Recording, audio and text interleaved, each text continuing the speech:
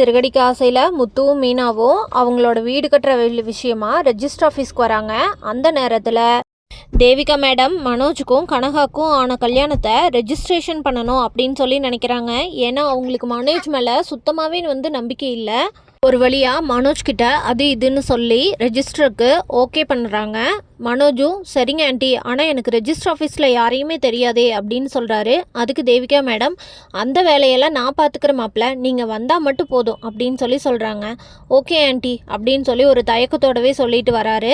முகினிக்கிட்ட divorce வாங்காமையே Manoj second marriage பண்ணி அதை registration பண்ணுறது வெளியே யாருக்காவது தெரிஞ்சதுன்னா அது மிகப்பெரிய பிரச்சனையில் முடியும்னு மனோஜ் ரொம்ப பதட்டத்திலேயே இருக்கிறாரு. அந்த நேரத்தில் மனோஜ் பதட்டப்படுற மாதிரியே மீனா முத்து 2 பேரும் ரெஜிஸ்டர் ஆஃபீஸில் மனோஜை பார்த்துட்றாங்க. மீனா மனோஜை பார்த்ததும், ஏங்க இங்கே பாருங்க உங்கள் அண்ணன் வந்திருக்காருங்க அப்படின்னு சொல்கிறாங்க முத்துக்கிட்ட. முத்து உடனே, ஆமாம் இவன் எங்கே இங்கே வந்தான் அப்படின்னு சொல்லிட்டு, டே மனோஜ் அப்படின்னு கூப்பிட்றாரு. இதை பார்த்த மனோஜ் உடனே ரொம்ப ஷாக் ஆகி கையில் இருந்த மாலையை பக்கத்தில் இருந்த அந்த ஜோசிக்கார்கிட்ட கொடுத்துட்றாரு. ஜோசிக்கார் உடனே திருன்னு முழிச்சிட்டு, இவன் என்னடா இவன் எப்போ பார்த்தாலும் என்னைய மாட்டி விட்டுறான் அப்படின்னு நினைக்கிறாரு. முத்து மனோஜ் கிட்ட, நீ இங்கே என்னடா பண்ணுற அப்படின்னு கேட்குறாரு.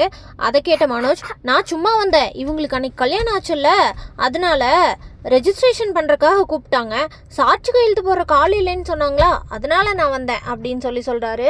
இதை கேட்ட முத்து, டேய் இங்கே என்ன பண்ணுறேன்னு தான் கேட்டேன், அதுக்கேனா இவ்வளோ பெரிய எக்ஸ்ப்ளனேஷன் கொடுக்குற, நீ இவ்வளோ தூரம் எக்ஸ்ப்ளனேஷன் கொடுக்கறத பார்த்தா நீ ஏதோ ஃப்ராடு வேலை பண்ணுற மாதிரி இருக்குடா, இரு அம்மா கிட்ட சொல்கிறேன் அப்படின்னு சொல்கிறாரு முத்து.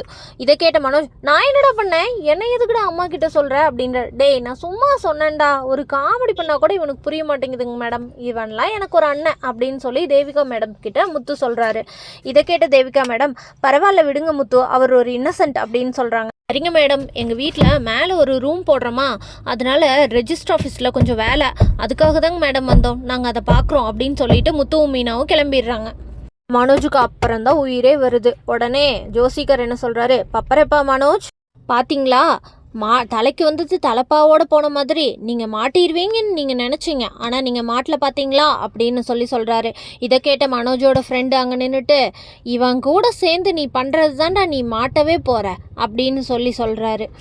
என்னடா சொன்னேன் அப்படின்னு கேட்கும்போது, நான் ஒன்றும் சொல்லலடா அப்படின்னு சொல்லிடுறாரு. மனோஜ் மாட்டுவாரா மாட்ட மாட்டாரான்னு தெரிஞ்சுக்க நம்ம சேனலை மறக்காமல் லைக், ஷேர் அண்ட் சப்ஸ்கிரைப் பண்ணிக்கோங்க.